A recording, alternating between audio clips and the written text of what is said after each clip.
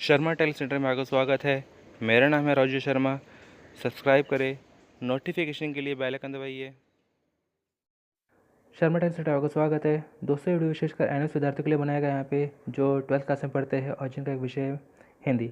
इस वीडियो में आपको गलती है कि मैं आपको हिंदी के कुछ जरूरी क्वेश्चन आंसर है मैं आपको बताने वाला हूँ यहाँ पे। साथ में आपको बताना चाहता हूँ कि इससे पहले का जो पार्ट 1 है वो अपलोड कर दिया गया है। अगर आपने वो नहीं देखा है तो जरूर देखेगा यहाँ पे। ये वीडियो का गलती है कि सेकंड पार्ट है, इसमें गलती है कि पहले पार्ट में 24 क्वेश्चन कर रहे थे, उससे आगे का तो क्वेश्चन इसमें कहते हम करने वाले हैं यहाँ पे, जो आपके एग्ज़ाम के लिए बहुत ज़रूरी है। साथ में कहते हैं आपको बताना चाहता हूँ यहाँ पे कि अगर आपने अभी तक अपना असाइनमेंट जमा नहीं कराया है तो आप प्लीज़ अपना असाइनमेंट आप बना के जमा करा दीजिएगा। जितनी भी आपका सब्जेक्ट है आपको अपने हर सब्जेक्ट के अपने असाइनमेंट बना के जमा कराने हैं। फ़ायदा क्या है इसका फ़ायदा आपका यहाँ पर ये है कि कहते हैं कि आपका जो असाइनमेंट है, जैसे हिंदी का असाइनमेंट है वो आपको 20 नंबर का है। अगर आपको 20 में से कहते हैं 10 भी मिले, 15 भी मिले, 16-17 भी मिले तो भी आपके लिए फ़ायदा है। क्यों? क्योंकि इससे आप कहते हैं कि परसेंटेज बढ़ेगी। साथ में कहते हैं आपके जो पास होने के जो चांसेस है वो बढ़ जाते हैं। कि अगर आपके कहते हैं 33 नहीं होते हैं, 33 से अगर आपके कहते हैं कि कुछ नंबर कम है, 27 या 28 या 29 कुछ भी है, और उसमें असाइनमेंट नंबर को अगर जोड़ा जाता है तो भी आप कहते हैं क्या है, पास हो जाएंगे। सिर्फ हिंदी ही नहीं, बाकी सब्जेक्ट का भी साथ में आपके साथ ऐसे ही है। बाकी सब्जेक्ट में भी सेम ऐसे ही है यहाँ पे। तो इसलिए ज़रूरी है यहाँ पे कि आप अपने इसके कहते हैं असाइनमेंट जमा कराएं यहाँ पे। तो मैं आपको कहते हैं कि साथ में कहते हैं आपको बताना चाहता हूँ यहाँ पे कि वीडियो मैंने कहते हैं कि उन विद्यार्थियों को सोच के बनाया है जो महंगे महंगे कोचिंग सेंटर में जाके नहीं पढ़ सकते हैं, इतनी महंगी फ़ीस अफोर्ड नहीं कर सकते हैं। साथ में आप में से ऐसे बहुत से विद्यार्थी है जो वर्किंग है, जॉब करते हैं और अपनी जॉब से टाइम नहीं निकाल सकते हैं कि वो पढ़ सकें। तो ऐसे विद्यार्थियों के लिए वीडियो बहुत ही फ़ायदेमंद होगा यहाँ पे। तो मैं आपसे कहते हैं इसके लिए कहते हैं कोई पेमेंट नहीं कर रहा, कोई कुछ नहीं कर रहा। मैं आपसे बस ये चाहता हूँ कि यहाँ पे कहते आप इस वीडियो को सब्सक्राइब करें, ताकि साथ में कहते हैं कि और भी जो कहते हैं कि मैं जो वीडियो है आपके लिए मैं डालता रहता हूँ। ऐसे आपका एग्ज़ाम, आपके रिजल्ट, आपकी एग्ज़ाम फीस, आपका एग्जामिनेशन हॉल टिकट, आपके एग्ज़ाम डे शीट के ऐसी वीडियो में डालते रहता हूँ, ताकि उसका भी आपको बेनिफिट मिल सके। साथ में आपके दोस्त भी, जानने वाले भी फ़ायदा उठा सके, इसलिए ज़रूरी है आप उनको भी शेयर करें। तो ज़्यादा समय लाते हुए मैं कहते हैं कि यहाँ पे शुरुआत करना चाहता हूँ यहाँ पे। तो चलिए शुरुआत करते हैं यहाँ पे।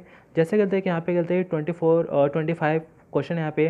25 क्वेश्चन में यहाँ पे दे रखा है यहाँ पे, क्रोध सब मनोविकारों से फुर्तीला है, कथन का आशय स्पष्ट कीजिए, अनुभव आधारित कोई दो उदाहरण देते हुए उत्तर की पुष्टि करें। तो दोस्तों, आप कहते हैं अपने जो पेन है, नोटबुक है, ले लीजिए यहाँ पे, और वीडियो को पॉज करके आप इनके आंसर लिख लीजिएगा यहाँ पे, क्योंकि आपके लिए बहुत ज़रूरी है यहाँ पे। तो वीडियो को पॉज करिएगा और आंसर लिखिएगा, क्वेश्चन लिखिएगा यहाँ पे। तो चलिए शुरू करते हैं। तो देखा यहाँ पे, क्रोध सब मनोविकारों फुर्तीला है। तो देखा जाए यहाँ पे हमारे गलते कि चैप्टर है यहाँ पे क्रोध।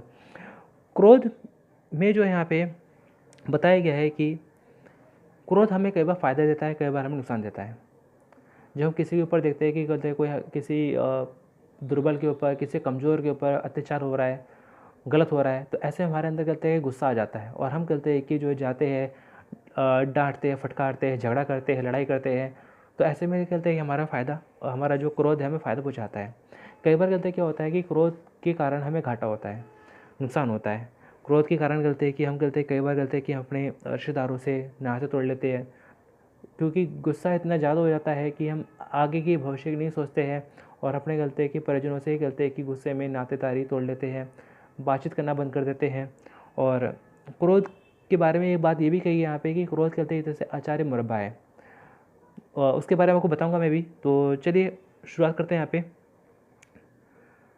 क्रोध सब मनोविकारों से फुर्तीला है, कथन का स्पष्ट करिए। तो देखा जाए यहाँ पे हमारे कहते हैं मन में बहुत सारे मनोविकार होते हैं। मनोविकार होते हैं जैसे कहते हैं हमारे अंदर घृणा होता है, करुणा होता है, और हमारे मन में कहते हैं किसी प्रति प्रेम होता है, और ये सब हमारे कहते हैं कि मन के भाव है। डर होता है हमारे मन में, ये भी हमारे कहते हैं क्या है कि देखा जाए यहाँ पे मनोविकार है, मन के विकार है।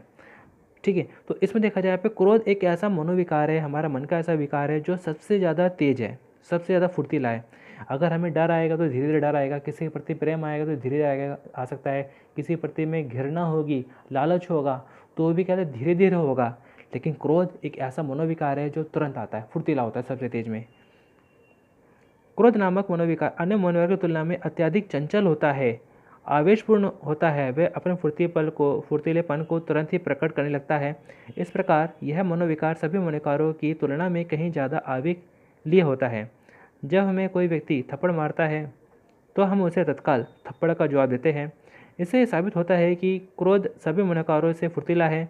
इसी तरह घर में अगर कोई हमें डांटता है तो हम गुस्से में ज़्यादा खाना शुरू कर देते हैं या खाने से उठ के चले जाते हैं। यह भी हमें कहते हैं कि क्रोध का फुर्तीलापन को दिखाता है। यहाँ पे चलिए आगे बढ़ते हैं। देखिए, तो क्रोध नामक जो पाठ है यहाँ पे वो लिखा है यहाँ पे हमारे कहते हैं कि रामचंद्र शुक्ल जी ने लिखा है। यहाँ पे बहुत अच्छा पाठ लिखा है यहाँ पे। तो क्रोध पाठ में बैर को क्रोध का आचार्य मुरब्बा क्यों कहा जाता है? तो देखा जाए यहाँ पे क्रोध को जो है यहाँ पे एक तरह से यहाँ पे बैर का आचार्य मुरब्बा क्यों कहा जाता है? देखा जाए यहाँ पे आपने देखा होगा यहाँ पे आचार्य मुरब्बा है, बनाते हैं तो एक दिन बन जाता है, 2 दिन में टाइम लगता है। तो होता है कि यहाँ पे कहते हैं कि आचार्य मुरब्बा बनाने में कहते हैं कि हफ्ते महीने लग जाते हैं बनाने में। ऐसे ही अगर हमें किसी के प्रति हमें कहते हैं कि गुस्सा आया है, क्रोध आया है और हम उस क्रोध को अपने अंदर दबा के रख लेते हैं, क्योंकि उस टाइम हो सकता है कि आसपास के लोग ऐसे थे, माहौल ऐसा था कि हम अपना क्रोध जाहिर ना कर सके। जैसे कहते मान के चलिए यहाँ पे कहते हैं कि कोई ऑफिस है, ऑफिस में कहते हैं कि बॉस ने किसी अपने एम्प्लॉय को डांट दिया, तो ऐसे में कहते हैं कि उसके अंदर कहते क्या है कि क्रोध आ जाएगा, काफ़ी अंदर उसके अंदर कहते क्रोध आएगा। लेकिन क्या कहते क्या है, सबके सामने वो बोल नहीं सकता, अपना क्रोध जाहिर नहीं कर सकता, क्योंकि अगर सबके सामने कहते क्रोध जाहिर किया, नौकरी से तो जाएगा ही जाएगा और साथ में कहते हैं कि बेइज्जती और होगी। तो ऐसे में कहते हैं क्या अंदर ही अंदर वो ठान लेता है कि हाँ, कि मैं वह आगे चल के बदला जरूर लूँगा। तो उसके अंदर क्रोध बना रहता है और बदला लेने की भावना में रहती है, चाहे बदला चाहे आज ले, चाहे कल ले, चाहे महीने बाद ले, चाहे सालों बाद ले। जैसे कि आपने फिल्मों में देखा भी होगा कि यहाँ पे बचपन का बदला अपना जवानी में जाके लेते हैं। तो वो क्या है, क्रोध का आचार्य मुरब्बा, क्योंकि वो शुरुआत में होता है क्रोध, लेकिन लंबे टाइम तक टिक जाए तो बैर। देखिए, जिस प्रकार आचार्य मुरब्बा एक दिन में नहीं बनता बल्कि आचार्य मुरब्बा बनने में हफ्ते महीने लगते हैं, उसी प्रकार जब कभी हमें किसी पर क्रोध आता है और किसी वजह से हम उस व्यक्ति पर क्रोध प्रकट नहीं कर पाते हैं, तो हमारे मन में उसे बदल लेने की या सबक सिखाने की भावना बन जाती है। फिर चाहे कुछ दिन बाद या कुछ महीने बाद या कुछ वर्षों बाद हमें बदल देते हैं, उसे सबक सिखाते हैं। इस प्रकार यह क्रोध जो है बैर में बदल जाता है। देखिए, शुक्ल जी ने यहाँ पे कहते हैं क्रोध को अंधा क्यों कहा है। यहाँ पे क्वेश्चन नंबर यहाँ पे 27वां यहाँ पे शुक्ल जी ने कहते हैं क्रोध को अंधा क्यों कहा है, उदाहरण से बताइए यहाँ पे। तो देखा यहाँ पे कि क्रोध को अंधा इसलिए कहा गया यहाँ पे कि जब कभी क्रोध आता है तो देखता नहीं है क्या है क्या नहीं है, वो बस चाहता है कि जिसकी वजह से मुझे गुस्सा आया है, जिसने मुझे नुकसान पहुँचाया है, मैं भी उसे नुकसान पहुँचाऊँ, उसके ऊपर मैं हावी हो जाऊँ। तो ये परिणाम की चिंता नहीं करता कि इसका परिणाम क्या निकलेगा। जैसे कई बार कहते हैं कि गुस्से में कहते हैं कि जो रिश्तेदार होते हैं वो आपस में एक दूसरे से झगड़ा कर देते हैं, नाता तोड़ देते हैं। कई बार तो कहते हैं कि एक दूसरे पर जानलेवा हमला कर देते हैं, जान चली जाती है। अब बाद में सोचते हैं कि ये कहते हैं मैंने गुस्से में क्या करा, क्यों गुस्से में था, तो कहते क्या है उसने सोचा नहीं कि मेरे सामने कहते कि जो है वो है कौन और जो वो कर रहा है उसका परिणाम क्या होगा।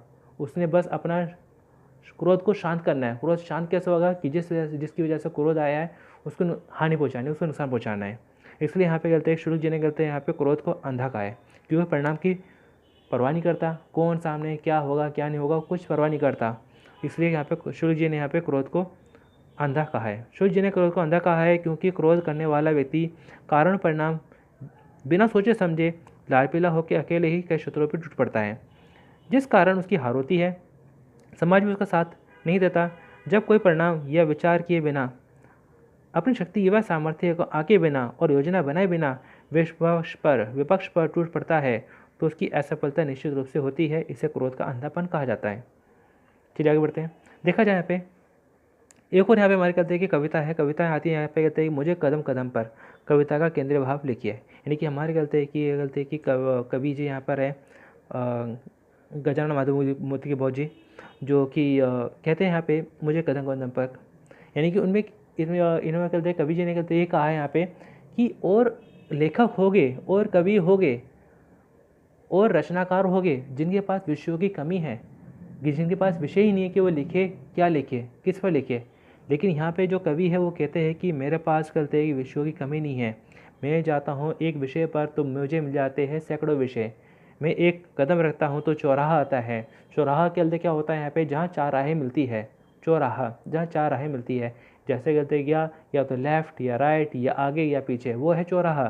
तो ऐसे कहते हैं कि यहाँ पे कहते हैं कि कवि कहता है कि मुझे लिखने के लिए विषय कमी नहीं है, वो विषय बहुत सारे हैं। जैसे मैं किसी विषय पे जाता हूँ तो मुझे दूसरा विषय आकर्षित लगता है, लेकिन मेरी समस्या क्या है? मेरी समस्या ये है कि मैं किस विषय को चुनूँ, किस पर लिखूँ। तो कविता में कहते ये बताया गया यहाँ पे। चलिए अब यहाँ पे पढ़ लेते हैं कि यहाँ क्या लिखा है। मुझे कदम कदम पर कविता का केंद्रीय भाव यह है कि वर्तमान युग में कवि की कठिनाई विषयों का भाव नहीं, उसकी कठिनाई यह है कि विषय बहुत अधिक है, परंतु वह स्वयं उनमें से चुनाव कर पाने में असमर्थ है।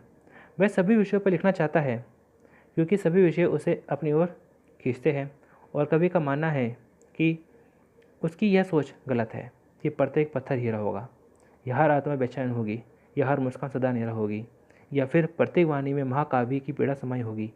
चौराहे पर पहुंचकर उसे लगता है कि उसे कहानी मिल गई, और फिर दूसरों से बात करने पर लगता है कि उसे उपन्यास मिल गया। तो कहानी क्या होती है? कहानी छोटी होती है, लेकिन जब वही कहानी कहते बड़ी हो जाती है तो होती है उपन्यास। तो कहानी और उपन्यास में फ़र्क है। उसे खुशी होती है कि वह चौराहे से नए प्रतीक व नए रूप चित्र लेकर लौट रहा है। तो होता है कि यहाँ पे कहते हैं कि जो कवि जिससे भी मिलता है, दो चार बातें करता है, वो उसे अपने खुशी है, दुख है, जो भी है, कवि को सुनाता है। तो कवि को लगता है यहाँ पे कि हाँ, इसके ऊपर तो कहते हैं कि मैं लिख सकता हूँ, इसके ऊपर तो मैं कर सकता हूँ, इसके ऊपर तो एक महाकाव्य है, ये तो एक हीरा है जिसके ऊपर कहते हैं कि मैं कुछ ना कुछ बना के अच्छा कर सकता हूँ। तो यानी कि कवि कहना चाहता है कि मेरे पास विषय की कमी नहीं है। मैं कहते हैं कि जहाँ चौराहे पहुँचता हूँ मुझे लोग मिल जाते हैं, कुछ चीज़ें मिल जाती है जिनके ऊपर मैं कुछ ना कुछ लिख सकता हूँ। चलिए आगे बढ़ते हैं। देखिए यहाँ पे कहते हैं, आपको कहते हैं कि आता है यहाँ पे, मौन अथवा भरत का भातृ प्रेम कविता का केंद्र भाव स्पष्ट कीजिए। तो यहाँ पे कहते हैं आपकी दो कविताएं, दो में से आपकी कहते हैं कि एक कविता का ऊपर केंद्र भाव पक्का आएगा। क्या है यहाँ पे? जैसे यहाँ पे दे रखा पे मौन कविता का केंद्र भाव। मौन कविता है क्या यहाँ पे? तो चलिए मैं इसमें जो पहले लिखा है मैं आपको बताता हूँ यहाँ पे, फिर अपने शब्दों में बताता हूँ। यहाँ पे कवि ने मौन कविता में अपनी प्रिया से कुछ क्षण शांति से व्यतीत करने का अनुरोध किया है। वह अपनी प्रिया से कह रहा है, आओ प्रिय, हम दोनों कुछ देर के लिए एक स्थान पर बैठे और गतिशील जीवन से कुछ समय निकालकर स्वयं को आराम दे। दोनों एक ही राह पर चलने वाले जीवन साथी है। जीवन के क्षणिक और स्थायी कष्टों को भूलकर कुछ देर बैठे और चुप रहे। जिस तरह चुपचाप बूंद बह जाती है, उसी तरह हमारा मन जीवन की विशाल प्रवाह में बह जाए। हम उत्थान और पतन की चोट आसानी से सह जाए। जैसे प्रातःकालीन पवन बहने से छोटे छोटे पत्ते कभी ऊपर और कभी नीचे होते हैं और चुपचाप झोंके सहते रहते हैं, उसी तरह हम भी जीवन के उतार चढ़ाव सहते रहे। तो यहाँ पे कहते हैं कि आसान सा मौन का मतलब क्या होता है? शांत। मौन यानी कि चुप रहना, शांत रहना। तो यहाँ पे कहते हैं कि यहाँ पे जो कवि है यहाँ पे, वो अपनी प्रिया से, अपनी प्रेमिका से कहता है यहाँ पे कि हम दोनों एकांत जगह पे शांत होकर बैठेंगे, एक दूसरे को समझने की कोशिश करेंगे, ताकि हम भविष्य में, क्योंकि हम जीवन साथी हैं, हमें पूरी ज़िंदगी साथ में रहना है, तो जब हमें पूरी ज़िंदगी साथ में रहना है तो हम एक दूसरे को समझना ज़रूरी है। जब हम एक दूसरे को समझेंगे तो हमारी ज़िंदगी कहते हैं कि आगे आने वाले कठिन परिस्थितियों के साथ अच्छे से तालमेल बिठा सकेगी। आगे आने वाले जीवन में कहते हैं कि मुश्किल घड़ों के साथ, मुश्किल समय के साथ हम साथ में रहेंगे, हम अलग नहीं रहेंगे। इसके लिए ज़रूरी है यहाँ पे कि हम दोनों मौन रहे, शांत रहे और एक दूसरे को समझने की कोशिश करें। तो चलिए आगे बढ़ते हैं। ऐसे यहाँ पे कहते हैं भरत का भातृ प्रेम कविता का केंद्रीय भाव। तो बहुत आसान है, आपने रामायण देखी होगी, यहाँ पे टीवी पर देखी होगी या पढ़ी भी होगी। तो उसी में से कहते हैं कि यहाँ पे कहते हैं कि एक अंश लिया गया है, उसी के ऊपर यहाँ पे बताया गया है। देखिए यहाँ पे भरत का भातृ प्रेम कविता का केंद्रीय भाव। तो चलिए ऐसा करता हूँ, पहले में जो इसमें लिखा है मैं आपको बताता हूँ, फिर थोड़ा सा अपने शब्द बता दूँगा। वैसे ज़रूरत नहीं है क्योंकि हम सब जानते ही हैं इस चीज़ के बारे में। देखिए कैसे, गोस्वामी तुलसीदास द्वारा रचित रामचरितमानस के अयोध्या कांड से यह प्रसंग लिया गया। रामचरितमानस में वह यह प्रसंग बहु मार्मिक रूप है, मार्मिक यानी दिल को छूने वाला। राम, सीता और लक्ष्मण के साथ वन चले गए हैं। भरत का ननिहाल से वापस आए हैं, राम को ना पाकर दुखी हुए हैं और उन्हें वापस अयोध्या लाने के लिए गुरुओं, माताओं, अयोध्यावासियों के साथ चित्रकूट आए। वह राम के समक्ष अपने नेत्रों में जल भरकर यानी कि आंसू आ चुके उनकी आंखों में, भरकर निवेदन किया, नाथ, मेरा अभिप्राय तो मुनिनाथ गुरु वशिष्ठ ने आपके समक्ष प्रकट कर दिया है। मेरे स्वामी कृपालु है, ये अपराधी पर भी कृपा करते हैं। उन्होंने मुझे अपने मन से कभी अलग नहीं किया। मेरे हारने पर भी मुझे जीतकर मुझे प्रसन्न करते रहे। मुझ पर उनका अतिशय दुलार है। ये दुलार विधाता को नहीं रचा, इसलिए मुझे कष्ट उठाना पड़ा। मैं राम के समक्ष यह अपराध स्वीकार करता हूँ कि मैंने माता को बिना सोचे समझे कटु शब्द कहकर कष्ट पहुँचाया।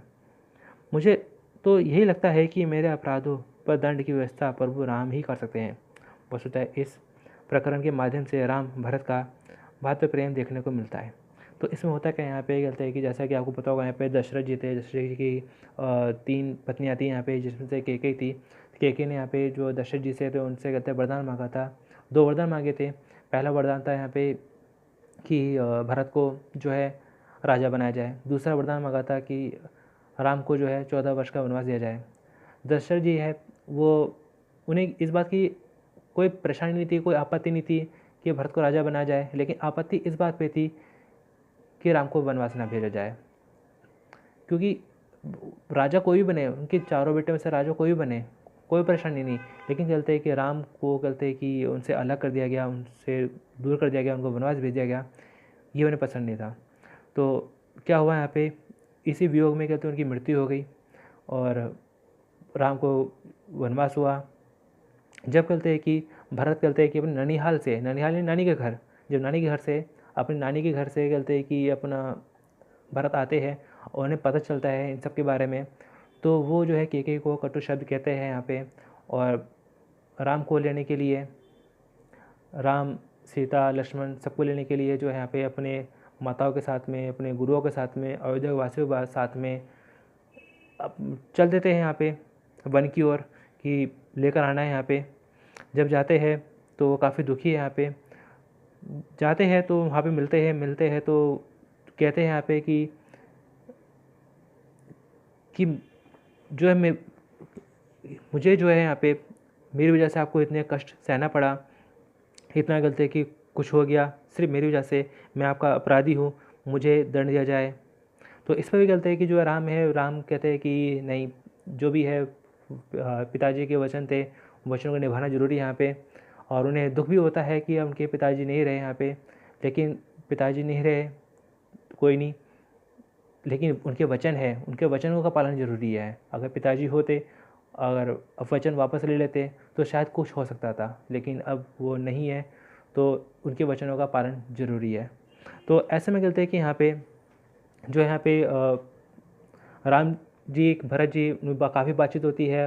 और भरत जी यहाँ पे कहते भी है कि यहाँ पे जो श्री राम जी है बचपन में गलते खेलते थे, तो जब बचपन में खेलते थे तो जो श्री राम जी है वो गलते कि जानबूझ के हार जाया करते थे ताकि मुझे खुशी मिल सके। मैं इतना खेलने में अच्छा नहीं था, लेकिन फिर भी गलते कि मुझे जिताने के लिए राम जी हार जाया करते थे ताकि मुझे खुशी मिल सके। कि राम में और भरत में बहुत ही अच्छा गलते है कि भाई प्रेम है यहाँ पे, जो हमें गलते कि देखने को मिलता है यहाँ पे। तो यही यहाँ पे गलते लिखना है, इसके अलावा अपन शब्दों में आप लिख सकते हैं यहाँ पे। इसके बाद में गलते कि आपको पता ही यहाँ पे, चलिए आगे बढ़ते हैं यहाँ पे। मैं नीर भरी दुख की बदली कविता में महादेवी वर्मा ने नारी के जीवन की तुलना एक जल भरी बदली से कैसे की है। तो देखा जाए यहाँ पे मैं निर्भर की दुख बदली, तो यहाँ पे अगर देखा जाए यहाँ पे एक बादलों की ओर से, जिसमें बादल बरसते हैं, बरसात होती है, गरजते हैं, उसको लिया गया है। और दूसरी तरफ यहाँ पे एक स्त्री को लिया गया है, स्त्री मन को लिया गया है, स्त्री भावना को लिया गया है, और दोनों में सिमिलरिटी बताई गई है। तो यह है यहाँ पे कविता। देखिए कैसे, मैं नीर भरी दुख की बदली कविता में महादेवी वर्मा ने नारी जीवन की तुलना एक जल भरी बदली से कैसे की है। देखिए कैसे, बहुत आसान है। पहले जो ऐसा लिखा मैं बता देता हूँ आपको। मैं नीर भरी दुख की बदली कविता में महादेवी वर्मा ने नारी जीवन की तुलना एक जल भरी बदली से की है। जैसे बदली की हर गर्जन व हलचल के पीछे एक स्थिरता है, जैसे उस पर किसी करंदन का प्रभाव नहीं पड़ता, जबकि उस गर्जन पर विश्व प्रसन्न होता है क्योंकि भीषण गर्मी से राहत देता है, उसी तरह विरहिणी नारी के स्पंदन में चिरस्पंदन बसा है, जो सदा के स्पंदन रहित है, स्थिर है। बादलों की गर्जना से पीड़ित और चोट खाए लोगों की पीड़ा अभिव्यक्त हो रही है। ऐसा लगता है कि गर्जन किसी की पीड़ा के स्वर नहीं, बल्कि कोई जोर जोर से हंस रहा है। उसकी आंखों में दीपक जल रहे हैं। ये दीपक विरह की अग्नि के भी हो सकते हैं और उम्मीद के भी। आंसू उसकी पलकों से नदी के समान बहने के लिए आतुर रहते हैं। वह अपनी विरह वेदना को आंसुओं के रूप में प्रभावित करती है रहती है, जैसे बदली जल बूंदों के प्रभाव को प्रभावित करती है। तो देखा जाए पे जब बादल होते हैं तो क्या होते हैं, गरजते हैं, बरसते हैं। ऐसे गलते हैं कि नारी जो मन है वो भी गलते कई बार दुखी होता है और गरजता है। होता क्या है, जब बादल बरसते हैं, गरजते हैं, बरसते हैं, तो उसका पानी आता है धरती पे। तो धरती पे जब आता है तो जो ज़मीन है उसको पानी मिलता है, वहाँ पे पौधे हैं, घास है, पेड़ है, जानवर है, पशु है, सब उससे गलते क्या है यहाँ पे निखर जाते हैं, बढ़ जाते हैं, ग्रो करते हैं, जीवन मिलता है।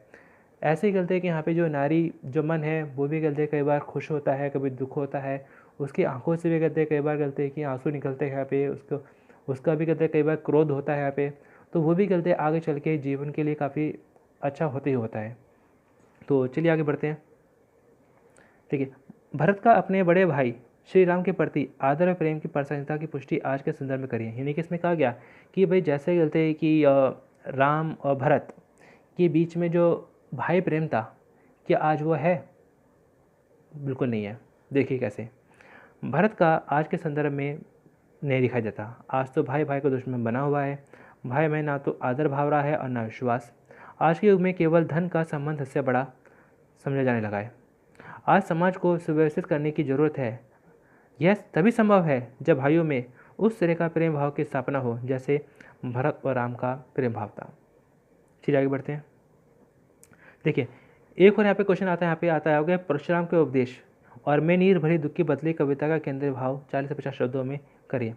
तो परशुराम के उपदेश के केंद्रीय भाव पहले जो इसमें देखा मैं आपको बता देता हूँ। यहाँ पे व्यक्ति को अन्याय और अत्याचार के विरुद्ध आवाज़ उठानी चाहिए। यह उसका धर्म है और अत्याचार अन्याय सहना कायरों का काम है। मानव को प्रकृति से अनेक प्राकृतिक शक्तियाँ प्राप्त हुई है, जिनकी पहचान हो जाने पर उसकी भुजाओं में शक्ति आ जाती है। एक एक वीर सैकड़ों को पराजित कर सकता है। प्रत्येक भारतवासी अपनी शक्ति को बचाने और एकजुट होकर शत्रु पर टूट पड़े। तो परशुराम के उपदेश ये यहाँ पे तो इतना ही, यहाँ पे ज़्यादा मुश्किल नहीं है। यहाँ पे तो ज़्यादा समय लेते हुए मैं आगे बढ़ना चाहूँगा। मैं नीर भरी दुख की बदले कविता का केंद्र भाव, तो मैं आपको भी बता देता हूँ यहाँ पे, तो मैं इसको भी ज़्यादा नहीं पढ़ूंगा मैं, क्योंकि पिछले क्वेश्चन में आपको बता चुका हूँ। यहाँ पे मैं नीर भरी दुख की बदले कविता में कवयित्री ने नारी वेदना को चित्रित किया है। नारी वेदना को जल भरे बदले के उपमान के माध्यम से रूपायित करती है और विभिन्न व्यंजनों से अपने कथनों को पुष्ट करती है।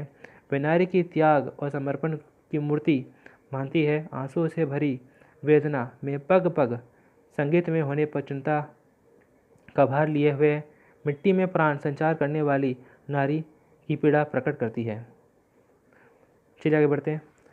देखिए एक और यहाँ पे कुछ क्वेश्चन आता है यहाँ पे आपका, बाहिर लेके दियावा वारन जाए।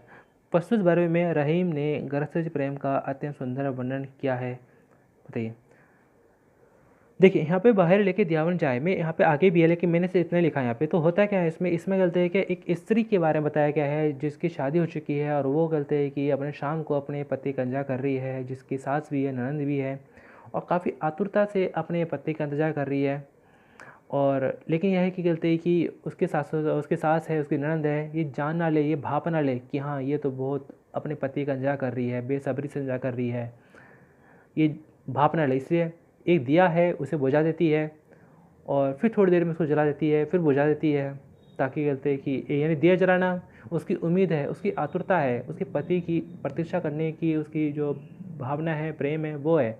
और दिया बुझाना वो एक तरह से उसका लोक लज्जा है कि सास है, ननद है, वो कुछ कहना दे। तो इन दोनों चीज़ों को वो लेके चल रही है।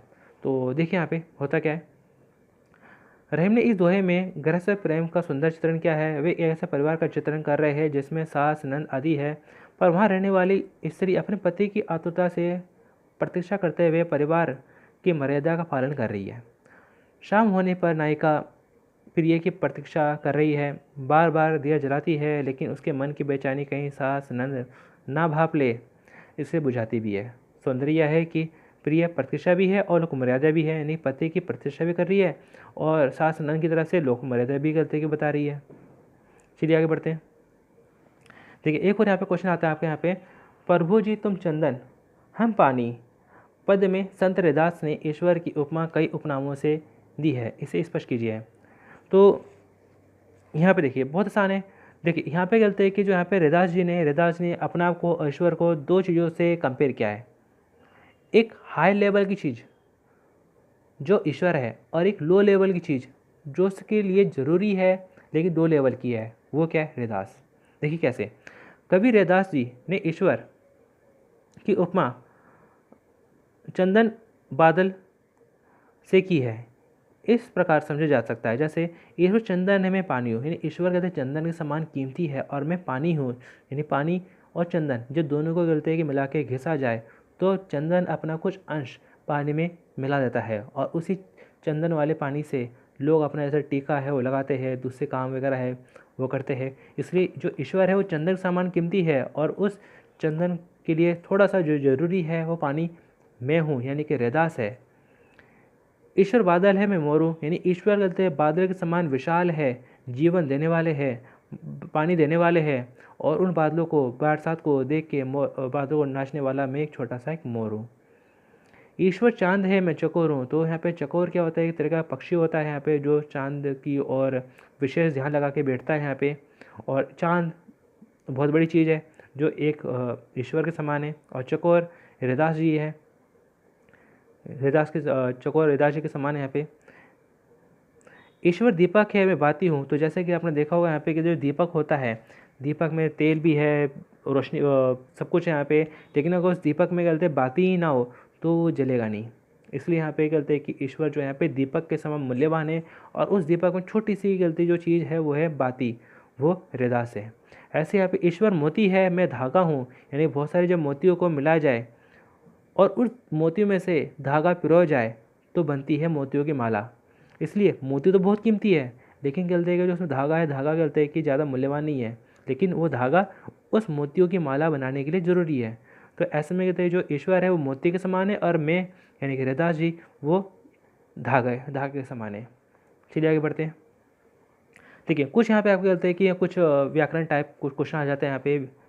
इसके लिए भी मैंने कहते हैं अलग से वीडियो बनाया यहाँ पे, तो आप वो भी जरूर देखेगा यहाँ पे। जैसे यहाँ पे आपके अलंकार है, समास है और कारक है, इनको लेके मैंने वीडियो बना रखा है, आप वो भी जरूर देखिएगा यहाँ पे। तो आ जाते हैं 1 2 नंबर में, 3 नंबर में क्वेश्चन आ जाते हैं उसके भी। तो चलिए पढ़ते हैं यहाँ पे। देखिए यहाँ पे कहते हैं कि आता है यहाँ पे छायावाद और प्रगतिवाद में अंतर, दो बिंदुओं को उदाहरण सहित स्पष्ट कीजिए। तो बहुत ज़्यादा जरूरी क्वेश्चन आपके यहाँ पे कई बार कहते हैं, इस तरह का पेपर आया भी यहाँ पे कि छायावाद और प्रगतिवाद में क्या अंतर है, ये छायावाद प्रगतिवाद की क्या विशेषता है, ये छायावाद प्रगतिवाद के बारे में क्या समझते हैं। तो देखिए, तो ज़्यादा समय ना लेते हुए मैं बस सिंपल सी भाषा में आपको समझाना चाहता हूँ यहाँ पे। छायावाद विशेष रूप से हिंदी साहित्य के रोमांटिक उत्थान की वह काव्यधारा है जो लगभग सन 1918 से 1936 तक प्रमुख युगवाणी रही। इसमें जयशंकर प्रसाद जी है, निराला जी है, सुमित्रानंद पंत जी है, महादेव वर्मा जी है आदि मुख्य कवि हुए हैं।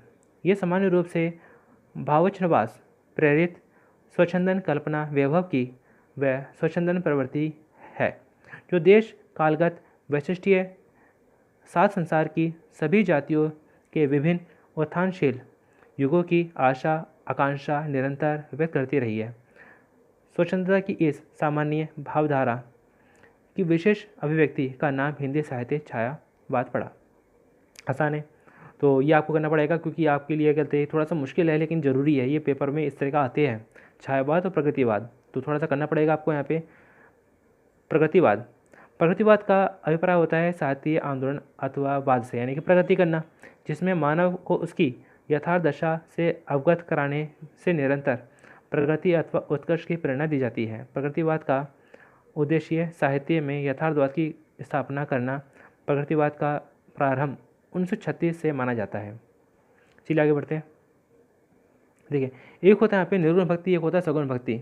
इसके लेकर भी आपको क्वेश्चन आते हैं कि सिंपल सा पूछ सकता है कि निर्गुण भक्ति या सगुण भक्ति की क्या खासियत है, क्या विशेषता है, क्या गुण है, कैसे भी आ सकता है। ये बाकी कहते जरूरी नहीं है कि आए, लेकिन क्या आपको ध्यान रखना है यहाँ पे निर्गुण भक्ति और सगुण भक्ति, जहाँ आपको मिल जाए निर्गुण भक्ति अथवा सगुण भक्ति आपको आंसर लिखना है। ये आगे पीछे कुछ भी लिखा हो मतलब नहीं रखता, मतलब रखता है निर्गुण भक्ति सगुण भक्ति। देखिए कैसे, भक्ति काल की दो शाखाएं हैं, निर्गुण भक्ति और सगुण भक्ति। निर्गुण भक्ति शाखा की दो उपशाखाएं हैं, प्रेम मार्गी और ज्ञान मार्गी। प्रेम मार्गी शाखा के प्रतिनिधि कवि है मलिक मोहम्मद जायसी, जबकि ज्ञान मार्गी शाखा के कवि संत कबीर हैं। सगुण भक्ति शाखा भी दो उपशाखाओं में बटी हुई थी, एक तो राम भक्ति, एक कृष्ण भक्ति। सगुण में राम भक्ति शाखा के प्रतिनिधि कवि गोस्वामी तुलसीदास है, कृष्ण भक्ति शाखा के कवि सूरदास है। सगुण भक्ति और निर्गुण भक्ति धाराओं के मुख्य अंतर यह है कि ज्ञान मार्गी निर्गुण ईश्वर की उपासना करते हैं, जबकि सगुण भक्ति के उपासक ईश्वर के अवतार को पुजारते हैं। तो देखा जाए पे निर्गुण भक्ति का मतलब पे कहते क्या है, जो जैसे कहते हैं निर्गुण भक्ति में एक ऐसे ईश्वर को माना गया है जिसका कोई आकार नहीं है लेकिन उसका कोई आकार नहीं है, निराकार है। सगुण भक्ति में कहते हैं एक ऐसे ईश्वर को माना गया है जिसका कोई आकार है, जिसको हम अपनी इच्छा से, अपनी भावनाओं से एक आकार देते हैं। यहाँ पे जैसे यहाँ पे हिंदुओं में जैसे कहते हैं कि यहाँ पर है मूर्ति पूजा, लेकिन कहते हैं कि निर्गुण में ज़्यादातर कहते हैं क्या है कि मूर्ति पूजा नहीं होती। सगुण भक्ति में यहाँ पे यहाँ पे जैसे कहते हैं कि यहाँ पे मोहम्मद मलिक जायसी है जो कि प्रेम मार्गी है। तो प्रेम मार्गी में कहते हैं कि यहाँ पे माना जाता है स्त्री को साधक, जबकि कहते हैं कि ज्ञान मार्गी है, ज्ञान मार्गी में संत होते हैं, कबीर होते हैं। तो इसमें कहते हैं कि स्त्रियों को माना जाता है बाधक, ईश्वर की प्राप्ति में बाधा मानते हैं। और जैसे यहाँ पे प्रेम मार्ग की शाखा में मलिक मोहम्मद जायसी रहे हैं, तो इन्होंने कहते हैं कि जो स्त्रियों को साधक माना है कि यहाँ पे ये कोई बाधक नहीं है, साधक है। तो थोड़ा दोनों में फ़र्क है यहाँ पे। तो फिलहाल इतना आपके लिए काफ़ी है यहाँ पे। चलिए आगे बढ़ते हैं। राम भक्ति काव्य की प्रमुख विशेषता क्या है और कृष्ण भक्ति काव्य की प्रमुख विशेषता क्या है? दोनों यहाँ पे बहुत आसान क्वेश्चन है। जो राम को मानते हैं राम भक्ति, जो कृष्ण मानते हैं कृष्ण भक्ति। लेकिन आगे क्या, देखिए राम भक्ति में राम को विष्णु का अवतार माना है, दोनों में वैसे विष्णु का अवतार माना गया है। इस काव्य में, इस काव्य धारा में आराध्य मर्यादा पुरुषोत्तम राम है कि जो राम है वो क्या है, पुरुषोत्तम है, पुरुषों में उत्तम है। इसलिए वो कहते हैं राम जी को, श्री राम जी को पुरुषोत्तम कहा जाता है। तुलसीदास का रामचरितमानस इस काव्य का बड़ा काव्य ग्रंथ है। इसकी प्रमुख रचनाएं अवधी भाषा में है, लेकिन तुलसी की ब्रज भाषा में भी उपलब्ध है। बाकी इसमें लिख सकते हैं यहाँ पे कहते हैं कि इनका जो जन्म है अयोध्या में हुआ था और पुरुषोत्तम माने जाते हैं। और इनका जो कहते हैं कि राम राज्य था, इनकी राम राज्य मतलब एक ऐसा राज्य है जहाँ पे कहते हैं कि जनता कष्ट में नहीं थी, जनता को न्याय मिलता था, जनता खुशहाल थी, राम राज्य है। ऐसे कहते हैं कि यहाँ पे आता है कृष्ण भक्ति, जो कृष्ण को मानते हैं वो कृष्ण भक्ति। कृष्ण भक्ति कवियों ने विष्णु के अवतार कृष्ण को ईश्वर के रूप में भक्ति की है। इस काव्य रचना का आधार श्रीमद् भगवत गीता रहा है। यहाँ पे राम का रामायण और कृष्ण जी का यहाँ पे भगवत गीता रहा है। यहाँ पे मीरा ने कृष्ण को अपना पति माना है। मीरा की भक्ति दाम्पत्य भाव की है। दाम्पत्य मतलब पे क्या होता है, पति पत्नी का जोड़ा, वो होता है यहाँ पे दाम्पत्य। यानी कि कृष्ण जो मीरा थी, मीरा जो है उनके पति की मृत्यु जाती है, उसके बाद में यहाँ पे जो मीरा है कृष्ण जी को ही अपना पति मानती है। तो दाम्पत्य भाव की यहाँ पे मीरा की भक्ति रही है। यहाँ पे इस काव्य धारा में जहाँ कृष्ण की बाल लीलाओं का सुंदर वर्णन मिलता है, वहीं गोपियों के विरह का अत्यंत मोहक वर्णन मिलता है। क्योंकि यहाँ पे जो कृष्ण जी थे उनकी बहुत सारी गलती गोपियाँ थी, और जब गलते हैं कि अपना वो गोकुल छोड़ के चले जाते हैं तो वहाँ पे उनकी जो गोपियाँ है उनकी विरह में रह जाती है, विरह में रहती है। तो विरह का काफ़ी अच्छा सुंदर मोहक वर्णन है यहाँ पे। दूसरी ओर प्रमुख भक्त हैं इनके सूरदास जी रहे हैं, और इनकी काव्य धारा जो ब्रज भाषा रही है। चीज़ आगे बढ़ते हैं। राजेंद्र यादव की भाषा शैली की विशेषता क्या है? तो देखिए यहाँ पे आपका चाहे किसी का भी पूछ ले, एक छोटी सी सिंपल सी ट्रिक है यहाँ पे कि किसी का भी पूछा जाए यहाँ पे, वैसे तो मैंने जो लिखा वही याद करिएगा, वही लिखिएगा। लेकिन अगर आपको जैसे अगर लगे कि हाँ मुझे कहते याद नहीं है कि इसकी भाषा शैली कैसे थी, रामचंद्र शुक्ल की भाषा शैली कैसी थी, राजेंद्र यादव की भाषा शैली कैसी थी, निराला जी की भाषा शैली कैसी थी, या किसी के बारे में पूछा जाए कि उनकी भाषा शैली कैसी थी, तो आप कॉमन सी बातें ले सकते हैं कि इनकी भाषा सरल और सहज थी। इन्होंने समाज की बुराइयों के प्रति अपने लेख लिखे। इन्होंने कहते हैं कि संस्कृत भाषा का, उर्दू भाषा का, हिंदी मुहावरों का, लोकोक्तियों का, व्यंग्य छंदों का आदि का इस्तेमाल किया। यानी कुछ ऐसी कॉमन बातें हैं जो आप अपने कहते हैं कि ले सकते हैं। इनकी भाषा शैली ऐसी थी, लेकिन क्या है आप आगे जोड़ दीजिएगा नाम कि इनकी भाषा जो भी नाम है वो लिखिएगा और बाकी लिखिएगा इनकी भाषा सरल और सहज थी, जनमन की भाषा थी। इनकी भाषा कहते हैं कि में जो है यहाँ पे शिक्षाप्रद है, समाज के बुराइयों के खिलाफ है और लोगों के जीवन से जुड़ी भी है यहाँ पे। तो कुछ ऐसी छोटी मोटी आप बातें लिखोगे जो कि सबके लिए कॉमन है, तो भी आपको नंबर मिलेंगे। तो चलिए आगे बढ़ते हैं यहाँ पे। अब एक्यूरेट आपको कर सकते हैं या तो आप ये करिएगा यहाँ पे, जैसे यहाँ पे कहा जाता है पे राजेंद्र यादव की भाषा शैली क्या है। तो राजेंद्र यादव की भाषा शैली विशेषता है, राजेंद्र यादव की रचना अनपढ़ बनाए रखने साजिश की दृष्टि से आदर्श संपादकीय नहीं है, यह बहुत विस्तार लिए हुए है, लेकिन इसकी भाषा सुबोध है, ओजपूर्ण है, चुटीली है। तो आप ये बात सबको मिल सकते हैं। इसमें व्यंग्यात्मक जोर भी दिया गया है, प्रयोग किया गया है, भाषा का परिपूर्ण उर्दू अंग्रेजी शब्दों से खुलकर प्रयोग हुआ है। तो ये भी कुछ ऐसी बातें जो सुबह में आ जाती है यहाँ पे। रामचंद्र शुक्ल की भाषा शैली क्या है। देखिए रामचंद्र शुक्ल की भाषा तत्सम प्रधान है। तत्सम का मतलब क्या होता है यहाँ पे, संस्कृत। वे विषय के अनुकूल संस्कृत तत्सम शब्दों का प्रयोग करते थे। कि तत्सम शब्द क्या होते हैं, संस्कृत के शब्द होते हैं, और तद्भव क्या होते हैं, जो हिंदी के होते हैं। तद्भव होते हैं हिंदी के। आचार्य शुल्क विषय का विवेचन करते हुए मुहावरों का प्रयोग करते थे, उनकी भाषा में प्रभातपादकता आती है। चलिए आगे बढ़ते हैं। ऐसे यहाँ पे देखा जाए, यहाँ पे आचार्य हजारी प्रसाद द्विवेदी जी की भाषा शैली क्या है। ये भी आसान है, इसके लिए भी अगर तो आपकी कुछ सिंपल सी ट्रिक्स अपना सकते हैं। देखिए यहाँ पे जैसे आचार्य हजारी प्रसाद द्विवेदी जी की भाषा सहज है, स्वाभाविक है, भाषा में बोलचाल के शब्दों की प्रधानता है, इसी कारण गंभीर विषयों को सरलता से स्पष्ट कर देते हैं। कॉमन सी बातें लिख सकते हैं आप सुबह में। उन्होंने अपनी भाषा में मुहावरों का सटीक प्रयोग किया है, ये भी कॉमन बात है, आप सुबह में लिख सकते हैं। जैसे दांत निपोड़ना, हाँ हुजूरी करना, जाल बिछाना। चलिए आगे बढ़ते हैं। अब बात आती है यहाँ पे एक उपन्यास की, यानी कि आपकी बुक में एक उपन्यास है। उपन्यास क्या होता है, एक जब कहानी हो, छोटी होती है कहानी, लेकिन जब वो कहानी बहुत बड़ी हो जाती है तो वो होती है उपन्यास। जैसे हमारे अगर देखा जाए यहाँ पे दो बड़े उपन्यास है, एक रामायण और एक महाभारत। ये हमारे दो बड़े उपन्यास है, यानी कि ये क्या है, कहानी है, लेकिन कैसी कहानी है, बहुत बड़ी कहानी है, इसलिए इसको एक उपन्यास का नाम दे देते हैं। तो यहाँ पर भी कहते हैं, आपको कहते हैं कि एक उपन्यास दे रखा है, उस उपन्यास के बारे में आपको मैं कहते हैं कि कुछ जरूरी कुछ क्वेश्चन आंसर है, मैं आपको बता देता हूँ यहाँ पे। क्वेश्चन आंसर से पहले मैं आपको कहते हैं कि जो उपन्यास है मैं उसके बारे में बताना चाहता हूँ। वो तो उपन्यास को मैं कहानी की तरह आपको बताऊँगा, छोटा सा करके बताऊँगा, क्योंकि आपके पास शायद इतना समय ना रहे कि आप इतना डिटेल में पढ़ सके, इतना डिटेल में जान सके। इसलिए अगर आपका टाइम होता आप जरूर पढ़िएगा यहाँ पे। तो देखिए होता क्या है यहाँ पे, इसमें एक मेन पात्र है यहाँ पे, वो है कुमुद। कुमुद का जब जन्म होता है तो एक झोपड़ी में होता है, रात के समय में होता है।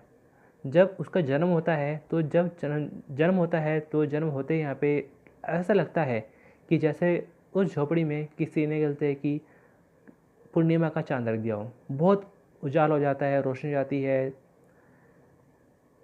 क्योंकि जो कुमुद है वो जन्म से बहुत सुंदर है। उसकी सुंदरता इतनी है कि लगता है जैसे गलते है कि किसी ने गलते है कि यहाँ पे उस झोपड़ी में एक चंद्रमा रख दिया हो। आगे चलते कहानी धीरे आगे बढ़ती है। कुमुद है, बड़ी होती है, किशोर होती है। जैसे जैसे कहते किशोर होती है उसकी सुंदरता बढ़ जाती है। उसकी सुंदरता के जो चर्चे हैं, व्याख्यान है, वो दूर दूर तक फैल जाते हैं। कुमुद इतनी सुंदर है कि लोग उसे कहते हैं कि देवी का अवतार मानने लग जाते हैं, कि सोचते हैं कि जो ये कुमुद है देवी दुर्गा का अवतार है, देवी का अवतार है। तो कहानी आगे बढ़ती है। यहाँ पे होता है कि यहाँ पे कि एक यहाँ पे कहते हैं कि दलित नगर है। यहाँ पे दलित नगर के जो राजा है यहाँ पे नायक सिंह। नायक सिंह के यहाँ पे दो पत्नियाँ यहाँ पे, छोटी रानी बड़ी रानी। नायक सिंह कहते हैं कि एक बार कहते हैं कि युद्ध में जाते हैं लड़ने के लिए। तो उस युद्ध में कहते हैं कि उन्हें काफ़ी मुश्किलों का सामना करना पड़ता है। उन मुश्किलों से बचाने के लिए वहाँ पर आते हैं देवी सिंह। देवी सिंह नायक सिंह की जान बचाते हैं, उनको बचाते हैं, घायल भी हो जाते हैं। ऐसे में कहते हैं कि जो है नायक सिंह है देवी सिंह को अपने राजमहल में ले आते हैं यहाँ पे। तो देवी सिंह है अपने कहते हैं महल में ले आए। उसके बाद कहते हैं कि यहाँ पे नायक सिंह जो है यहाँ पे देवी सिंह का इलाज वगैरह करवाते हैं, यहाँ पे सही करवाते हैं। होता क्या यहाँ पे कि फिर नायक सिंह और देवी सिंह में काफ़ी दोस्ती हो जाती है, और नायक सिंह कहते हैं कि जो है यहाँ पे देवी सिंह को जाने नहीं देते। इसके साथ में कहते हैं कि जो है छोटी रानी है, बड़ी रानी है, वो सोचते हैं कहते हैं कि हमारे दोस्त है, इतना कर दिया बहुत है, टाटा बाय बाय करो, उनको क्या दिक्कत है। लेकिन फिर भी कहते हैं दोनों में जो दोस्ती है काफ़ी अच्छी हो चुकी है। वो अब चाहते कहते हैं कि वो उनके साथ में रहे यहाँ पे जो यहाँ पे देव सिंह है यहाँ पे। तो आगे कहते कहानी अगर बढ़ती है यहाँ पे कि यहाँ पे जो नायक सिंह है, नायक सिंह का एक बेटा है, उसका नाम है यहाँ पे कुंजर सिंह। लेकिन कुंजर सिंह कहते हैं उनका सगा बेटा है, लेकिन कहते क्या है दासी पुत्र है, उनकी रानी का बेटा नहीं है, उनका दासी का पुत्र है। तो इसलिए कहते हैं कि यहाँ पे कुंजर सिंह जो यहाँ पे दासी पुत्र कहलाता है। तो होता क्या यहाँ पे आगे कि दूसरी तरफ यहाँ पे एक और पात्र इसमें वो है अली मर्दान। अली मर्दान जो कि यहाँ पे मुग़ल राजनीति से जुड़ा हुआ है और भारत में कहते हैं कि वो चाहता है अपना साम्राज्य बढ़ाना। तो ऐसे में कहते हैं क्या है कि वो भी भारत के षड्यंत्र में राजनीति में हस्तक्षेप करता है। यहाँ पे करता है क्या है यहाँ पे वो आगे चल के किसी वजह से जो है यहाँ पे नायक सिंह की मृत्यु हो जाती है। नायक सिंह की मृत्यु हो जाने के बाद उसका जो दोस्त था देवी सिंह, तो देवी सिंह कहते हैं क्या है नायक सिंह की मृत्यु के बाद में कब्जा कर लेता है, एक तरह से कब्जा कर लेता है और खुद राजा बन जाता है। दोस्त था जिसने युद्ध में उसकी जान बचाई थी यहाँ पे, अब वो कहते हैं कि नायक सिंह की मृत्यु हो जाने के बाद में खुद राजा बन जाता है। दूसरी ओर कहते हैं कि छोटी रानी बड़ी रानी है, वो जो है नाराज़ हो जाती है, सोचते हैं कहते हैं कि ये होता कौन है, कहते कि राजा बनने वाला। क्योंकि राजा या तो कहते कि भाई उनका बेटा होता वो बनेगा, या फिर कहते हैं कि हम बनेंगे राजा यानी कि रानी, हम शासनी बागडोर उठाएंगे बनाएंगे संभालेंगे। लेकिन यहाँ पे कहते हैं क्या है दूसरी ओर कहते हैं कि यहाँ पे कुंजर सिंह है, कुंजर सिंह को भी बात पसंद नहीं है कि कहते हैं कि जो है यहाँ पे देवी सिंह राजा बने, तो वो भी विद्रोह कर देता है। दूसरी ओर कहते हैं कि यहाँ पे देवी सिंह है वो राजगद्दी पाना चाहती है, वो देवी सिंह को हटा के खुद कहते हैं कि वो राजगद्दी बैठना चाहती है। इसलिए कहते हैं वो मुग़ल शासक का जो अधिकारी यहाँ पर है अली मर्दान, उसको अपना ये राखी बंद भाई बना लेती है, राखी बंद भाई बना लेती है ताकि कहते उसकी सहायता से कहते हैं कि जो यहाँ पे देवी सिंह को हराया जा सके। तो होता क्या यहाँ पे आगे चल के यहाँ पे देवी सिंह को पता है कि कहते हैं कि जो कुंजर सिंह है वो दासी पुत्र है, जो मेरा दोस्त था यहाँ पे नायक सिंह, उसका नाजायज़ कह सकते हैं उसका पुत्र है यहाँ पे, जो कभी भी कहते हैं हमला कर सकता है, कभी भी बगावत कर सकता है राजा बनने के लिए, इसको ख़त्म करना ज़रूरी है। दूसरी ओर कहते हैं कि यहाँ पे अली मर्दान है, यहाँ पे अली मर्दान को कहीं से पता चलता है, कोई भड़का देता है कि एक स्त्री है कुमुद नाम की जो कि बहुत सुंदर है। तो ऐसे में कहते हैं क्या है कि अली मर्दान कुमुद को पाना चाहता है, वो चाहता है कि वो कुमुद उसके हरम में शामिल हो। तो ऐसे में कहते हैं क्या है कि वो चल देता है कुमुद को हासिल करने। दूसरी ओर कहते हैं कुमुद है, कुमुद के पीछे कहते हैं कि हर कोई पीछे पड़ा हुआ है उसके पाने के लिए। ऐसे में कहते हैं कि जो कुंजर सिंह और कुमुद है दोनों की मुलाकात होती है, दोनों में काफ़ी अच्छी अंडरस्टैंडिंग है, बातचीत हो जाती है और दोनों एक दूसरे से प्रेम करने लग जाते हैं। तो कुंजर सिंह जो है वादा करता है कि वो कुमुद को बचा के रहेगा, अली मर्दान से दुश्मनों से बचा के रहेगा यहाँ पे।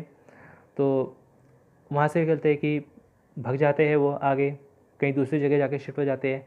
लेकिन होता है क्या यहाँ पे पता चल जाता है, देवी सिंह को पता चल जाता है कि इस जगह पर कहते हैं कि कुंजर सिंह छिपा बैठा है। वो चाहता है कि उसको कुंजर सिंह को कहते पकड़े और उसको ख़त्म कर डाले ताकि आगे कहते हैं कि कोई ऐसा हो ही ना जो कहे कि मैं राजा बनूंगा। तो इसलिए कहते हैं देवी सिंह जो है यहाँ पे कुंजर सिंह को मारना चाहता है। दूसरी ओर कहते हैं कि जो यहाँ पे अली मर्दान है वो जो है यहाँ पे चाहता है कि कुंजर सिंह को कहते कि यहाँ पे कुमुद को कहते हैं कि पाना चाहता है यहाँ पे कि कुमुद उसे मिल जाए। तो ऐसे में कहते हैं क्या है फिर दोनों यहाँ पे कुंजर सिंह है और कुमुद है दोनों शादी कर लेते हैं। शादी करने के बाद कहते हैं कि अपना जान बचाने के लिए भगते हैं यहाँ पे, भगते भगते दो रस्ते पड़ जाते हैं। एक रास्ते पर कहते हैं कि जो है यहाँ पे कुंजर सिंह है वो चला जाता है यहाँ पे ताकि कहते वो जो है यहाँ पे देवी सिंह से लड़ सके, उसका मुकाबला कर सके। दूसरी ओर कहते हैं कि जो कुमुद है, कुमुद भी कहते हैं क्या है कि दूसरा रास्ता पकड़ लेती है ताकि वो अली मर्दान से बच सके। तो ऐसे में दोनों कहते हैं अलग होके डिसाइड कर लेते हैं अपना आगे बचने के लिए। तो आगे कहते हैं कुंजर सिंह है, कुंजर सिंह की कहते हैं कि जो मुलाकात देवी सिंह से हो जाती है, दोनों में लड़ाई होती है और कुंजर सिंह मारा जाता है। दूसरी ओर अलीमर्दान है जो कि यहाँ पे कुमुद है, कुमुद के पीछे पड़ा हुआ है यहाँ पे, जो उसे पाना चाहता है। तो ऐसे में कहते हैं भगते हुए जो है यहाँ पे कुमुद है, कुमुद के सामने एक नदी आती है, बेतवा नदी आती है यहाँ पे। अब क्या किया जाए, पीछे पड़ा है यहाँ पे अलीमर्दान और सामने है बेतवा नदी। तो ऐसे में कहते हैं कि जो यहाँ पे कुमुद है वो अपने प्राणों की रक्षा के लिए, अपनी इज्जत के लिए, अपने सम्मान के लिए वो बेतवा नदी में छलांग लगा देती है और अपने प्राणों का विसर्जन कर देती है। तो इस तरह से यहाँ पे कुंजर सिंह और कुमुद दोनों ही की मृत्यु हो जाती है। तो मैंने यहाँ पे कहते हैं आपको देखा जाए यहाँ पे छोटी सी कहते हैं अपने शब्दों में मैंने कहते हैं कि ये कहानी आपको बताई है यहाँ पे। बाकी इसके अलावा और भी बहुत कुछ है, लेकिन उसके लिए आपको कहते हैं कि जो आपकी जो बुक है वो पढ़नी पड़ेगी यहाँ पे। तो फिलहाल कहते हैं कि इतनी कहानी से आपका कुछ काम चल जाएगा। तो चलिए यहाँ पे शुरू करते हैं यहाँ पे। और बाकी कहते हैं कि जैसे हम क्वेश्चन करेंगे तो बाकी चीज़ें हम धीरे धीरे समझ जाएंगे। तो देखा जाए यहाँ पे छोटी रानी के चरित्र की प्रमुख विशेषताओं का उदाहरण स्पष्ट कीजिए कि यहाँ पे छोटी रानी है, उसके चरित्र की क्या क्या खास बातें थे। यानी कि देखा जाए ये 4 नंबर में 3 नंबर में आपका क्वेश्चन पक्का आएगा। क्या क्वेश्चन आएगा कि छोटी रानी, बड़ी रानी, कुंजर सिंह, देवी सिंह, नायक सिंह, अलीमर्दान और कुमुद, ये कुछ ऐसे कैरेक्टर है, ऐसे चरित्र है जिसका वो पूछेगा इसकी विशेषताएं क्या है। इन चारों बार इनमें से कहते आपका एक ना एक पक्का 99% आएगा ही आएगा कि इनकी चरित्र विशेषताएं क्या है। तो मैं सबकी मैं जो खास खास इनकी मैं बताता हूँ कि चरित्र की विशेषता क्या है। सबसे पहले बात करता है भाई छोटी रानी की। छोटी रानी की चरित्र की विशेषता क्या है। इसकी विशेषता है भाई छोटी रानी बहुत महत्वाकांक्षी है। नायक सिंह का कोई वेद पुत्र नहीं था, कोई जायज़ बेटा नहीं था। जो दासी पुत्र था कुंजर सिंह राजाधिकारी से वंचित है, इसलिए राज्य सिंहासन पर स्वयं बैठना चाहती है। छोटी रानी राजगद्दी पर बैठने के लिए षड्यंत्र रचती है। इस षड्यंत्र में कुंजर सिंह और बड़ी रानी को भी शामिल कर लेती है, और बड़ी रानी को भी शामिल करती है, कुंजर सिंह को भी शामिल करती है, और अलीमर्दान को अपना राखीबंद भाई बना लेती है, ताकि कहते हैं कि वो देवी सिंह का जो है विद्रोह कर सके और उसको हटा के खुद गद्दी में बैठ सके। छोटी रानी के चरित्र का सबसे बड़ा गुण यह है कि वह वीर है, महत्वाकांक्षी है। महत्वाकांक्षी अपनी महत्वाकांक्षा पूरा करने के लिए साहसपूर्ण काम करती है और देशद्रोह तक का प्रतीक है। चलिए आगे बढ़ते हैं। ऐसे यहाँ पे कुमुद के चरित्र की विशेषताएं क्या है, ये भी आपके लिए बहुत ज़्यादा इंपॉर्टेंट है, क्योंकि मैं जैसा आपको बता रहा हूँ कि इसमें से आपको कहते हैं कि एक ना एक चरित्र चित्रण पक्का आएगा, 99% आएगा। देखिए कुमुद के चरित्र की विशेषताएं क्या है। कुमुद जन्म से अत्यंत सुंदर है। किशोरावस्था तक पहुँचते पहुँचते उसकी ख्याति चारों तरफ फैल जाती है। लोग उसे दुर्गा का अवतार मानते हैं क्योंकि जन्म से बहुत सुंदर है। कुमुद का प्रेमी हृदय है, वह कुंजर सिंह से प्रेम करती है। कुमुद को जब अलीमर्दान अपने नापाक हाथों से स्पर्श करना चाहता है तो वह उसकी प्रतिष्ठा बचाने के लिए बेतवा नदी में छलांग लगाकर अपने प्राणों का विसर्जन कर देती है। आसान है, चलिए आगे बढ़ते हैं। अलीमर्दान के चरित्र की विशेषता क्या है। तो अलीमर्दान के बारे में देख लेते हैं यहाँ पे। अलीमर्दान कालपी का फौजदार अलीमर्दान मुगल दरबार की राजनीति से जुड़ा है, हिंदू राजाओं पर नजर रखता है और उन्हें डराता रहता है। राजा नायक सिंह की मृत्यु के बाद जब छोटी रानी बगावत करती है तो उसके राखीबंद भाई होने के प्रस्ताव को स्वीकार कर लेता है और अपने दरबारियों तथा रामदयाल को उकसाने पर दुर्गा की अवतार समझी जाने वाली कुमुद को अपनी रानी बनाने का निश्चय करता है। अलीमर्दान हिंदुओं की धार्मिक भावना को चोट नहीं पहुंचाना चाहता। वह दुर्गा मंदिर ध्वस्त होता है मगर अलीमर्दान की तोपों से नहीं होता। आगे बढ़ते हैं। ऐसे यहाँ पे एक और क्वेश्चन आता है आपका, यहाँ पे आता है कुंजर सिंह कि कुंजर सिंह के चरित्र की विशेषताएं क्या है। कुंजर सिंह दासी पुत्र है, ये कारण राज सिंहासन का अधिकारी नहीं है कि दासी पुत्र है तो राजा कैसे बना सकती है। अगर कहते दासी पुत्र ना होता तो बन जाता। देश भक्त है। देवी सिंह के राजासीन होने पर विद्रोह कर देता है। जब देवी सिंह कहते हैं कि अपना राजासीन हो जाता है, राजा बन जाता है, तो वो विद्रोह कर देता है कि नहीं, ये तो गलत है। वह स्वाभिमानी प्रकृति का है, स्वाभिमानी प्रकृति का है और राष्ट्र की आन बचाने के लिए विदेशी सहायता लेने से इनकार कर देता है। क्यों? विदेशी सहायता कौन देता है? अलीमर्दान देता है। अलीमर्दान कहता है कि मैं तुम्हारी सहायता करने के लिए तैयार हूँ, लेकिन क्या है कि जो कुंजर सिंह है वो मना कर देता है। वो कहता है कि भाई हमें अपने देश के आंतरिक मामलों में किसी विदेशी की सहायता नहीं लेना चाहते, पसंद नहीं बिल्कुल भी। चलिए आगे बढ़ते हैं। ऐसे यहाँ पे एक और यहाँ पे सवाल आता है कि विराटा पद्मिनी की भाषा शैली की विशेषता का प्रकार डालिए। तो देखिए यहाँ पे जरा इसकी भाषा शैली क्या है। बहुत आसान है, कोई मुश्किल नहीं है, मैंने आसान शब्दों में लिखा है यहाँ पे आपके लिए। विराटा की पद्मिनी की भाषा शैली की विशेषता है। विराटा की पद्मिनी में हिंदी भाषा का प्रयोग किया गया, इसके पीछे बुंदेली शब्दों का भी समावेश मिलता है जिसमें बहुत सी आकर्षक हो गई है। विराटा की पद्मिनी की भाषा में ध्वनि मूलक और अर्थमूलक, यानी जो ध्वनि पर विशेष ध्यान देते हैं, जो अर्थ पे जो विशेष ध्यान देते हैं, आदि शैलियों का मुद्रता आ गई है। विराटा की पद्मिनी की भाषा उपमा, रूप, उत्प्रेक्षा आदि अलंकारों की सहायता से नवीन बन गई है। आगे बढ़ते हैं। क्या विराटा की पद्मिनी को ऐतिहासिक उपन्यास माना जा सकता है? पक्ष या विपक्ष में 3 तर्क दीजिए। देखा जाए विराटा की पद्मिनी को क्या उपन्यास माना जा सकता है, पक्ष या विपक्ष में? तो मैं तो कहूँगा भी विपक्ष में, क्योंकि मुझे नहीं लगता कि भाई ऐतिहासिक उपन्यास है। क्यों? पहले मैं इसमें जो लिखा है बता देता हूँ मैं आपको, ज़्यादा मुश्किल नहीं है। नहीं, विराटा की पद्मिनी को ऐतिहासिक उपन्यास नहीं माना जाता। इसके प्रमुख विपक्ष में तार्किक इस प्रकार है। ये काल्पनिक उपन्यास है क्योंकि बहुत से पात्र और घटनाएं वास्तव में नहीं हुई। इस उपन्यास में कल्पना और लोक कथा का अद्भुत मिश्रण दिखाया जाता है। इस उपन्यास की किसी भी घटना, पात्र के बारे में हमारे इतिहास की पुस्तकों में कोई जानकारी नहीं है। तो देखा जाए यहाँ पे कहते हैं कि ना तो ऐसी कोई जगह है, ना कोई ऐसे पात्र है। हमने कहते हैं कि इतिहास में बहुत सारी कहते किताबें पढ़ी है, बहुत से हमने कहते हैं कि फिल्में भी देखी है जो इतिहास की पर बनी हुई है, वास्तविक है, उनके सबूत भी है। लेकिन कहते क्या है, इस विराटा की पद्मिनी का कोई ऐसा साक्षी है नहीं है। तो विराटा की पद्मिनी कहते क्या है, एक ऐतिहासिक उपन्यास नहीं है। चलिए आगे बढ़ते हैं। देखिए अब यहाँ पे कहते हैं कुछ ये 2 लास्ट क्वेश्चन बचे हैं यहाँ पे, बाकी कहते इसके बाद में आपका जो पार्ट 3 होगा, पार्ट 3 जरूर देखेगा यहाँ पे। पार्ट 3 में आपके यहाँ पे कंप्लीट कर दिया जाएगा यहाँ पे। तो देखा जाए यहाँ पे विराटा की पद्मिनी उपन्यास के संवादों की 3 विशेषताओं पर प्रकाश डाली है। विराटा की पद्मिनी उपन्यास की 3 विशेषताएं। विराटा की पद्मिनी के संवाद सरस है, रोचक है। संवाद पात्रानुकूल है और उनकी परिस्थितियों की मांग भी झलकती है। दरबारियों के संवादों में चाटुकारिता, छल कपट, मरने मारने की शब्दावली भी है। देखिए एक सवाल यहाँ पर आता है, 1 नंबर और 2 नंबर में आ जाता है यहाँ पे सवाल इस रहेगा। क्या कहता है सवाल यहाँ पे, गोमती ने दुर्गा से क्या वरदान मांगा? तो गोमती ने दुर्गा से वरदान मांगा, कुंजर सिंह का नाश हो, अलीमर्दान मर्दित हो, दलीप सिंह का नगर का राजा विजय हो। तो ये आपके चलते कि कुछ जरूरी क्वेश्चन आंसर थे यहाँ पे इस वीडियो में। इसके बाद यहाँ पे आगे जो क्वेश्चन आंसर है वो आपको तीसरी वीडियो में आपको मिलेगा यहाँ पे। साथ में आपको बताना चाहता हूँ कि आप कहते हैं कि सब्सक्राइब करें यहाँ पे, ताकि आपको समय समय पे कई जरूरी वीडियो आपको मिलते रहे यहाँ पे। और तीसरा पार्ट आप जरूर देखिएगा यहाँ पे, क्योंकि तीसरा पार्ट इस पार्ट से भी कई ज़्यादा ज़रूरी है। तो तीसरा पार्ट आप जरूर देखिएगा यहाँ पे। अगर आप तीनों वीडियो को कर लेते हैं अच्छे से, तो आप पास ही नहीं बल्कि आप अच्छे नंबर से पास हो सकते हैं। तो चलिए यहाँ पे इस वीडियो को यहीं पे समाप्त करते हैं, बाकी अगले तीसरे वीडियो में आपसे मिलेंगे।